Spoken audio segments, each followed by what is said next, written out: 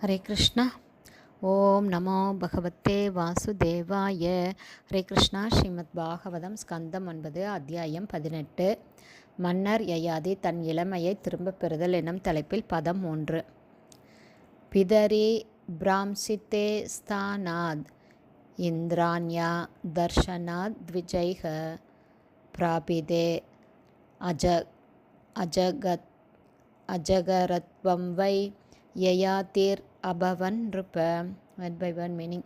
பிதரி அவருடைய தந்தை, பிரம்சித்தே விழும்படி செய்யப்பட்டார், ஸ்தானாத் ஸ்வர்கலோகங்களிலிருந்து, இந்திராண்யா இந்திரனின் மனைவியான சச்சியிடம், தர்ஷனாத் குற்றம் புரிந்ததால், த்விஜை பிராமணர்களிடம் முறையிட்ட பின் அவர்களால், பிராபிதே இழிவடைந்ததால், அஜகரத்வம் ஒரு பாம்பின் வாழ்வுக்கு, வை உண்மையில், யயாதி என்ற மகன், அபவத் ஆனார், நிருப அரசர். டிரான்ஸ்லேஷன். யயாதியின் தந்தையான நகுஷர் இந்திரனின் மனைவி சசியை தொந்தரவு செய்த காரணத்தால் சசி அகஸ்தியரிடமும் மற்ற பிராமணர்களிடமும் புகார் செய்தாள். இந்த புனித பிராமணர்களும் நகுஷரை ஸ்வர்கலோகங்களிலிருந்து விழுந்து ஒரு மலைப்பாம்பின் நிலைக்கு இழிவடையும்படி சபித்தார்கள். இதன் விளைவாக யயாதி அரசரானார். பதம் 4. சதஸ்ருஷ் ஆதேஷதிஷுஹ பிராத்ரோன் பிராதா யவியஷக கிருததாரோ ஜுகோபோ ஊர்வீம் காவ்யஸ்ய விருஷபர்வனக. Word by word meaning.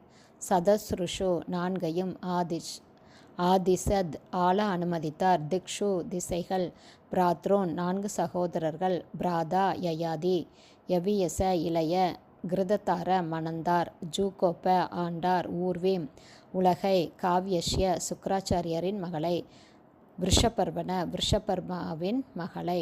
Translation. Yayati மகாராஜனுக்கு 4 தம்பிகள் இருந்தார்கள். இந்த 4வரும் 4 திசைகளை ஆள அவர் அனுமதித்தார். யயாதி சுக்ராச்சாரியாரின் மகள் தேவயானியையும் விருஷபர்வாவின் மகள் சர்மிஷ்டையையும் மணந்து கொண்டு உலகத்தை ஆண்டு வந்தார். பதம் 5.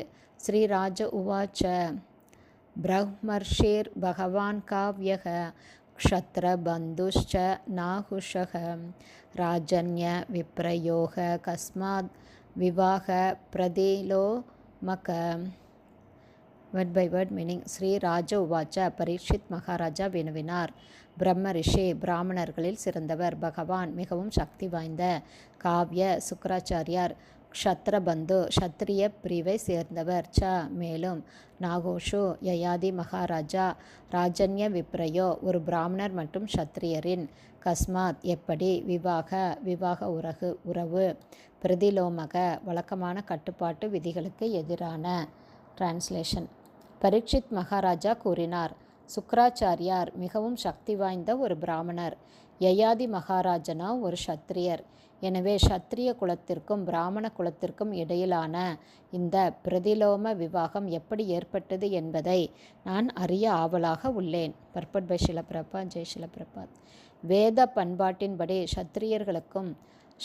க்ஷத்ரியர்களுக்கும் இடையிலான அல்லது பிராமணர்களுக்கும் இடையிலான திருமணங்கள்தான் பொதுவாக வழக்கத்தில் இருந்து வந்தன. வேறுபட்ட பிரிவுகளுக்கிடையில் நடக்கும் திருமணங்கள் இருவகைப்பட்டவையாகும். இவை அனுலோம மற்றும் பிரதிலோம எனப்படுகின்றன. ஒரு பிராமணருக்கும் ஒரு க்ஷத்ரியரின் மகளுக்கும் இடையிலான அனுலோம விவாகம் ஏற்றுக்கொள்ளப்படுகிறது. ஆனால் ஒரு க்ஷத்ரியருக்கும் ஒரு பிராமணரின் மகனுக்கும் இடையிலான பிரதிலோம விவாகம் பொதுவாக ஏற்றுக்கொள்ளப்படுவதில்லை. எனவே சக்தி வாய்ந்த பிராமணராகிய சுக்ராச்சாரியாரால் பிரதிலோம கொள்கையை எப்படி ஏற்றுக்கொள்ள முடிந்தது என்பதை அறிய பரீட்சித் மகாராஜா ஆவல் கொண்டார். புதுமையான இந்த விவாகத்திற்கான காரணத்தை பரீட்சித் மகாராஜா அறிந்து கொள்ள விரும்பினார். ஹரே கிருஷ்ணா. ஸ்ரீமத் பாகவதம் ஸ்கந்தம் 9 அத்தியாயம் 18. மன்னர் யயாதி தன் இளமையை திரும்பப் பெறுதல் என்னும் தலைப்பில் பதங்கள் 3, 4, 5 உடைய ஸ்ரீல பக்திவேதாந்த சுவாமி பிரபுபாதாவின் விளக்க உரை இத்துடன் நிறைவடைந்தது. ஹரே கிருஷ்ணா. குருதேவுக்கு ஜெய். பிரபுபாதுக்கு ஜெய். ஹரி போல்.